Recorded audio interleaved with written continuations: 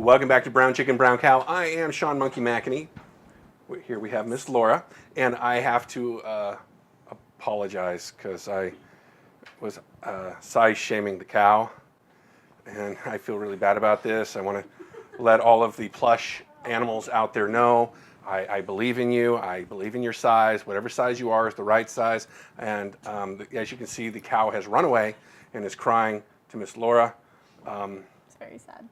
It's very Toby, sad. can you help me comfort this cow, I know. please? This cow is very sad. So far away. It's much better. You know, I'll trade you for the cock because I accidentally sat on the cock when I sat down on the chair, and that I haven't done that in a long time. So I'll hold the cock. you hold the cock, monkey. Just make sure to grip I'll it take care firmly. of this poor cow that's been size shamed. Spanking the monkey, gripping the cock firmly. This show's derailed completely. We have a banana too. Ms. Laura, who do you have to your right, my left? This is Toby Adams. Mm-hmm. She is a lawyer, and she is going to tell us all about herself. Well, that's a lot of Everything. things. Yeah, that would take a really long time because my life story, people in elevators are in so much trouble when I start on my life story. It's like, it's a good thing there's 32 floors to this building. What you're saying is you're prepared Yes. if the elevator breaks down. Yes. Lots of stories to tell. So besides that, tell us a little bit about what got you into law. So let's start there.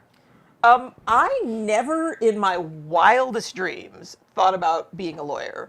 I also kind of never thought about being married until I met the person of my dreams at a bisexual support group.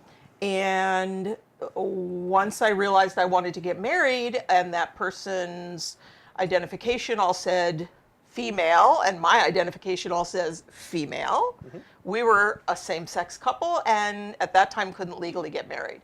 And I started fighting for marriage equality as an activist, and I realized that I was one of those nerds who wanted to read the entire legal opinion every time something happened. So I went to law school because, you know, it was another college degree and I had 3 already and I needed a 4th. Seems legit. Yeah. So it's been very exciting. I started out studying to become a family law attorney and work for marriage equality. And we actually won marriage equality pretty soon after I became a lawyer, which was great. I got to work on one of the Yeah. I got to work on one of the amicus briefs on the Obergefell case. I can pronounce Obergefell.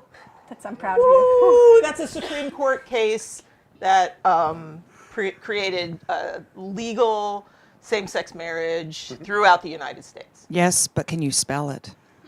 This is not Don't a ask. spelling. I mean, I can, but I'm not going to because everybody would get very bored. We could go to our spelling bee champion, Jessa Lee, and have her go there. But if you haven't seen that episode, go back, push pause, watch last month's episode, and you'll catch up. She's a great speller. Because she went to college. I just need to take a moment for that.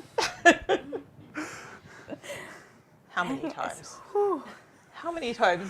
Whew. so derailed today. So anyways, do we have other questions? You do, right there. You do. I could So- just answer them without even being No, asked. no. No, it's more fun if I ask them. I then know. I look a little less confused. about Otherwise, life. it's a monologue, and then we're in an elevator, and it's all bad.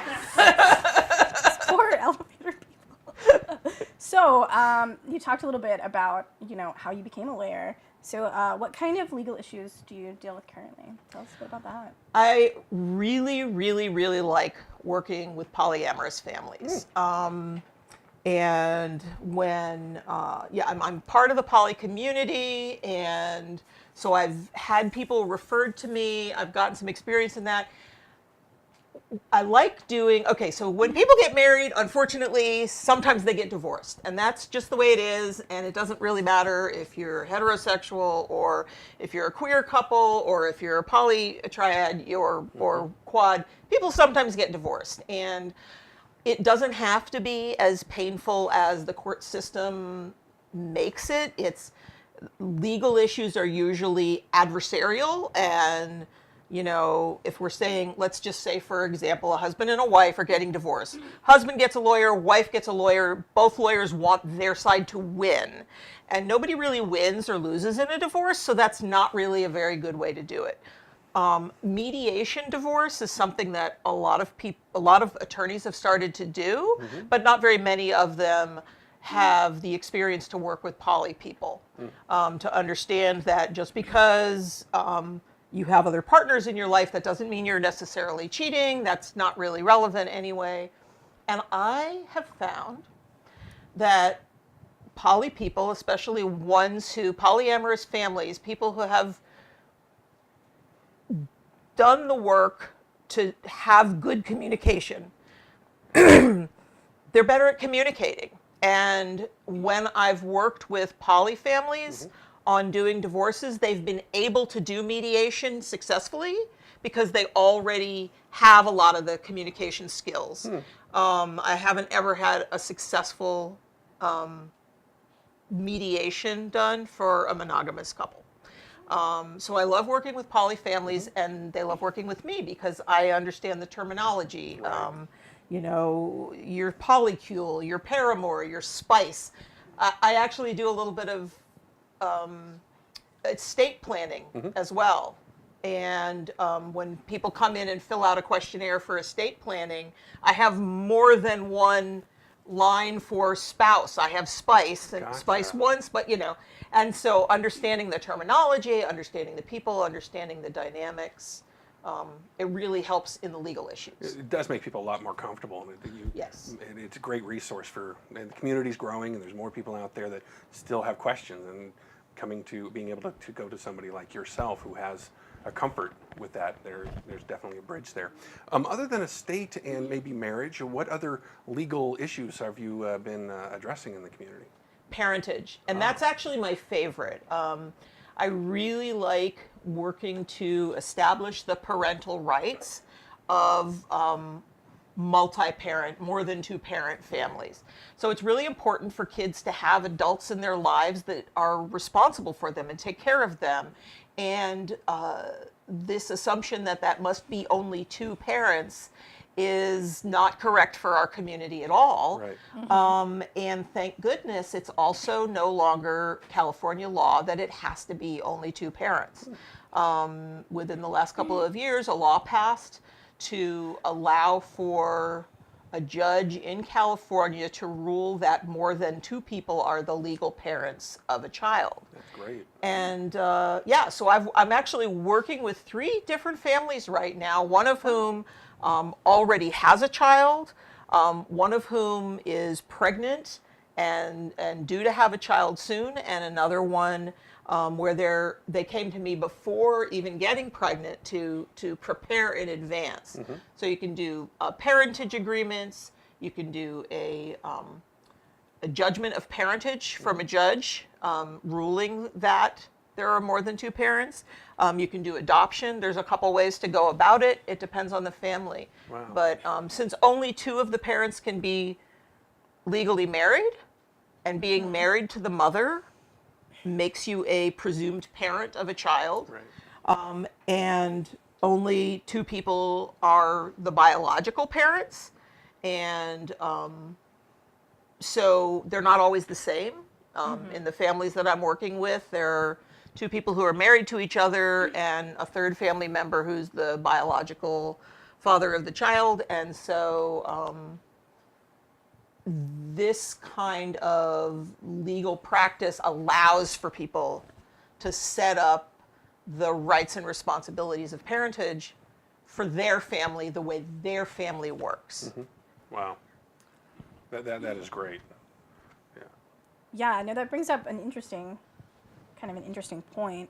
And I can't imagine struggling to figure out, like, how do I prove that I'm my child's parent? Like, that sounds terrifying. So that's actually really awesome. I didn't know California had the ability to judge that you are somebody's parent, in fact. Well, and you bring up an interesting question when you say, how do you prove that you're somebody's parent? Yeah. A lot of people assume that if you put your name on the birth certificate, that you're the legal parent. But that doesn't have the force of law that a judgment of parentage or an adoption does. So if you're going into another state, you might have a problem with proving parentage if you don't have that judgment. That's tough. Yeah. So I'm kind of wondering, what is you've mentioned you really enjoy working with polyamorous people. So what are kind of some of your favorite things about working with polyamorous people and working with genderqueer people? Well, one is that not nobody else, but there are very few attorneys that are doing this kind of law. And so my clients are really happy to have found me usually. I'm sure. A lot of times they've been really afraid to go to a lawyer to get help. People in general are afraid to talk to a lawyer. And coming to a lawyer and having them understand their family when that's not something that's very common, then I think it makes people a lot more comfortable. They feel safer. They feel like somebody's looking out for their legal needs who understands their family. You mentioned genderqueer. I also run a nonprofit, so my law practice is sort of a part of what I do. A lot of what I do is running a nonprofit for intersex and genderqueer rights. So it's called the Intersex and Genderqueer Recognition Project. Intersexrecognition.org is our URL. And we've been around since about 2012. And in 2016 was the first time that a non-binary person was able to get their ID matching their authentic gender. So you've probably heard of transgender people. You've probably even talked about it on the show. Hey, there's a kitty in the room. I'm like so distractible, corgis, cat. He got pretty offended that you couldn't have your transgender identity on a license plate. It's very reactive. Exactly. It's he's a supportive kitty. He is.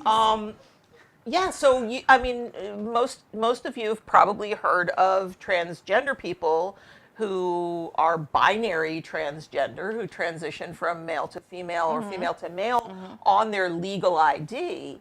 But until recently, if your gender identity was not male or female, if it was non-binary, then, and non-binary is like an umbrella for genderqueer or agender or lots of different terms, people were not able to get their ID changed to say, I am non-binary. This is my actual gender identity.